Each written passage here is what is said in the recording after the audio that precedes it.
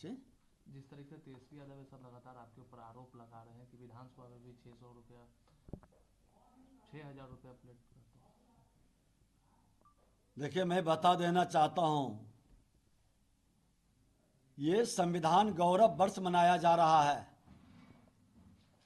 और पूजनीय बाबा भीमराव अंबेडकर ने कहा था कि अब रानी के पेट से राजा पैदा नहीं होगा, बल्कि जनता के बीच काम करने वाला सेवक के भाव से, सेवा के भाव से आगे बढ़ने वाला ही अब लोकतंत्र में उच्चस्थ पद पर बैठेगा। लेकिन बिहार के नेता प्रतिपक्ष हमेशा राज्य करेगा, मेरा बेटा बाली सामंती सोच के प्रतिनिधित्व बनेगा, इस मानसिकता से निकल नहीं रहे हैं। वे बेलगाम गैर जिम्मेदार शहजादे की तरह आचरण भी करते हैं। न उनके पास तथ्य है न ही तर्क है। तेजस्वी यादव जी के साथ परेशानी यह है कि आज तक उन्होंने जीवन में गंभीरता से कोई काम नहीं किया, अपनी शिक्षा पूरी नहीं की, क्रिकेट खेलने गए वहां भी 0 पर आउट हो गए। अब राजनीति में आए हैं तो राजद का लालटेन भी पूरी तरह से बुझा करके जाएंगे।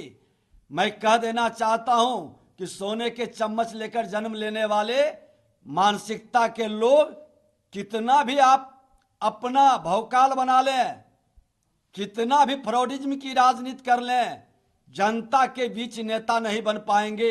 उन्होंने कहा था कि बिहार विधानसभा में 6,000 रुपये का मामला भोजन का जो हुआ था उठाए थे प्रधानमंत्री जी, और मुझे के कार्यक्रम में मुझे बदनाम करने का प्रयास।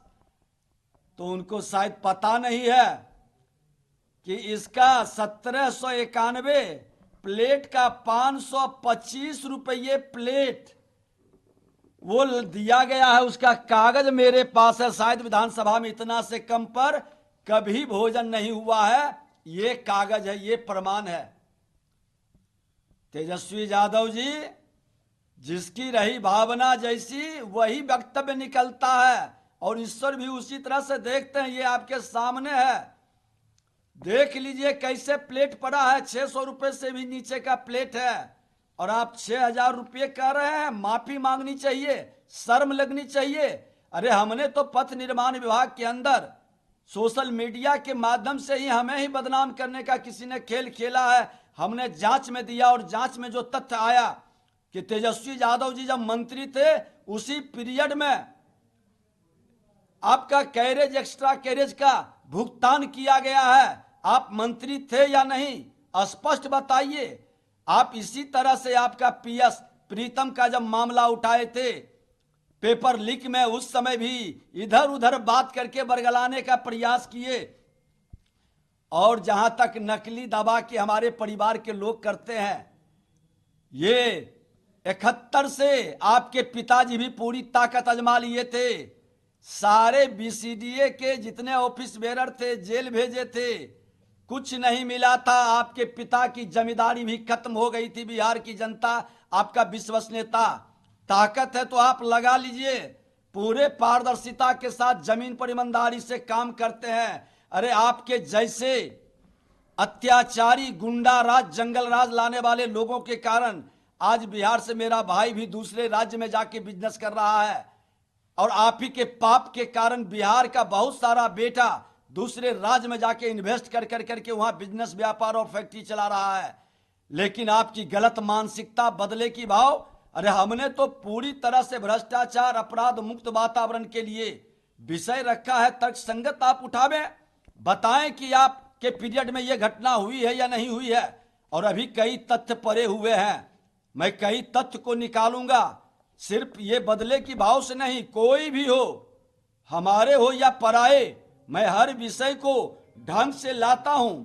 और अपने पद पर विधायक, मंत्री, विपक्ष के नेता के रूप में हमारा रिपोर्ट कार्ड जारी हमने किया है।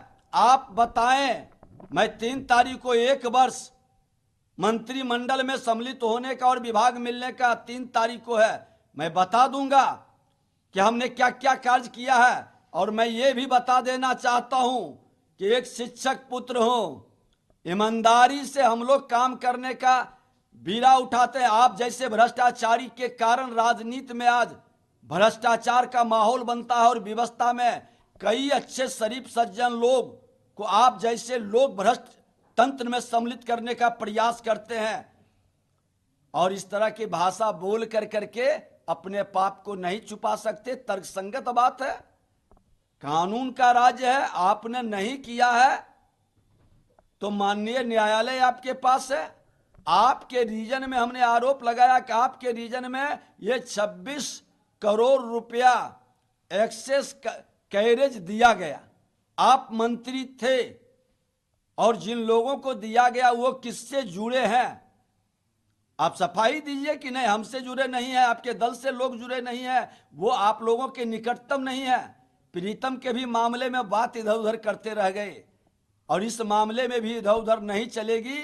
गलत करिएगा, जवाब देना पड़ेगा। और जहां तक आपने कहा है आपके लोग तो माफी मांगनी चाहिए और विधानसभा में हम तो चाहते हैं खुल के मेरे पीरियड का आप जांच करा लें। खुला निमंत्रण है। मैं तो स्वीकारता हूं कि अगर जो हमसे या हमारे लोगों से गलती है तो स्पष्ट हो जाए। ये सामने कागज है, बढ़िया से पढ़ लीजिएगा और कोई भी बात बोलने के पहले सबूत के साथ पेश आइए। बालू और गिट्टी की चोरी, पहले तो चारा खा गए, अब बालू और गिट्टी पत्थर खाने में लग गए। ये नहीं चलेगा। बिहार के अंदर बालू और पत्थर खाने वाले लोगों को चारा चोर की तरह जवाब देना पड़ेगा। जो लोग सम्मिलित हैं वो तो पूरी जांच के बाद माननीय न्यायालय का निर्णय आता है, लेकिन हमने तो आरोप लगाया है। उसको आप बताइए कि आप नहीं है उस पीरियड में मंत्री। जो लोग इस धंधे में फंसे हैं वो आपसे जुड़े नहीं हैं, सफाई देनी चाहिए। तो बात वर्गला रहे हैं, क्या क्या बोल रहे हैं, महत्व नहीं मिलता। अरे एक कार्यकर्ता हूं, आपके तरह दो दो पूर्व मुख्यमंत्री का बेटा नहीं हूं, सोने के चम्मच लेकर जन्म नहीं लिया, यह सच है। जमीन से उठ करके आए हैं, हमारा नेतृत्व ने हमको अवसर दिया है और देश के प्रधानमंत्री का ऐतिहासिक कार्यक्रम हुआ है। और आपको ये बोलते हुए शर्म लगनी चाहिए। संवैधानिक पद के संदर्भ में हम लोग बात नहीं करना चाहते हैं, लेकिन विधानसभा का जब चर्चा उठाए हैं तो पूरी तहकीकात कर करके पूरा पटल खोलेंगे, तो भाग खड़ा होइएगा। वो तो आरोप लगा रहे हैं कि आपको भाव नहीं दिया जा रहा है। सम्राट चौधरी या नीतीश कुमार वो आपको भाव नहीं दे रहे हैं। देखिए, किसी के भाव से व्यवस्था राजनीति नहीं चलती है। हम प्रधानमंत्री के अनुयायी हैं। भारतीय जनता पार्टी सेवक के भाव से काम करता है। कोई रानी के पेट से राजा राजकुमार पैदा नहीं हुआ है, इसलिए उनकी बातों का हम गंभीरता से नहीं लेते। वो हमारे ही दल के लोगों के बारे में जो बोलते हैं, यहाँ लोकतंत्र है, परिवारवाद नहीं है, परिवारवाद की जिम्मेदारी नहीं चलती है। यहाँ हमारे सामूहिक नेतृत्व के निर्णय पार्टी स्वीकारती है और सम्मान मिलता है। इसलिए आप चिंता न करें, आप भ्रष्टाचार अपराध से अपने पार्टी को मुक्त करें, बिहार को मुक्त करें, बिहार को कलंकित करने का अब प्रयास न करें। बजट है, बजट पेश होने वाला है, यूनियन बजट पेश होने वाला।